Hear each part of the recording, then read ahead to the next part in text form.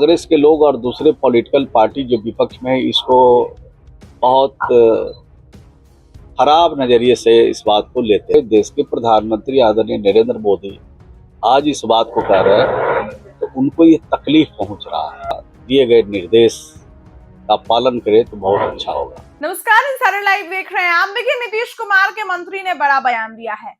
नीतीश कुमार के मंत्री और विधायक, जदयू के विधायक दल के नेता श्रवण कुमार बड़ा बयान दे रहे हैं। शराबबंदी पर, तमाम मुद्दों पर, पेट्रोल डीजल पर बड़ी बात कह रहे हैं। पीएम मोदी के आदेशों का पालन करना चाहिए। सुनिए मंत्री श्रवण कुमार क्या कुछ कह रहे हैं। भाई सोना नहीं खरीदिए या फिर ये तेल भी कम, ईंधन कम खर्च करिए, इस तरह का अपील किया गया, क्या कहना है?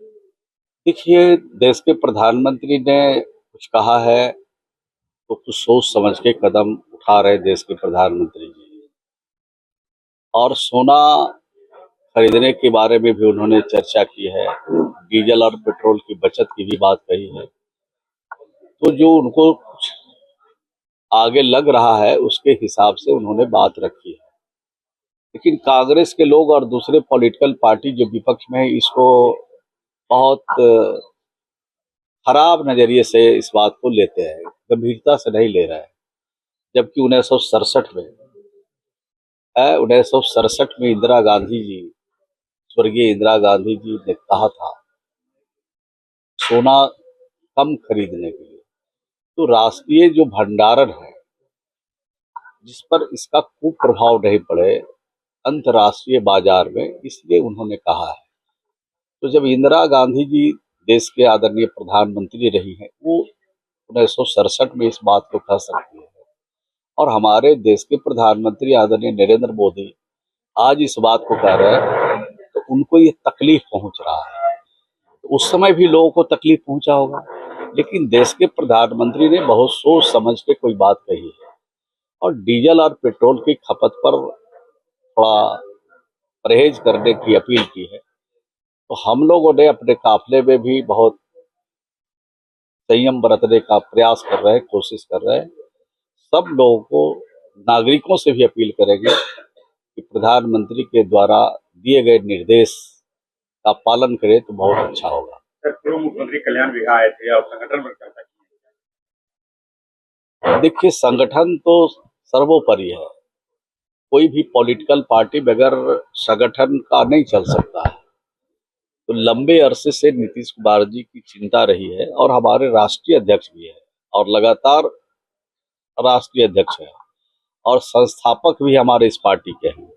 तो निश्चित रूप से उनकी चिंता संगठन को बढ़ाने के लिए है। संगठन को बढ़ाना चाहिए, संगठन में लगना चाहिए। संघे शक्ति कलयुगे। आज के युग में संगठन का बड़ा महत्व है और संगठन अगर मजबूत रहेगा तो सरकार भी मजबूत रहेगी। बहुत धन्यवाद। देखिए, राज्य के तरक्की के लिए, राज्य के विकास के लिए बिहार के नौजवान मुख्यमंत्री श्री सम्राट चौधरी ने एक रोड मैप बनाया है और उस रोड मैप के जरिए बिहार को और ऊंचाई पर ले जाना चाहते हैं। उनको शुभकामना देना चाहते हैं, बधाई देना चाहते हैं और बिहार की जनता बहुत आशा भरी निगाह से देख रही है। निश्चित रूप से बिहार की जनता की जो आकांक्षा है, जो आशा है, उसको वर्तमान सरकार जरूर पूरा करेगी। क्या लगता है कि पूर्व मुख्यमंत्री के जो भी कार्यक्रम थे उनको पूरा कर पाएंगे? देखिए, बिहार के सर्वमान्य नेता नीतीश कुमार जी का जो कार्यकाल रहा है वो स्वर्णिम कार्यकाल रहा है। उनको बिहार का विश्वकर्मा भी कहा जाता है, विकास पुरुष भी कहा जाता है।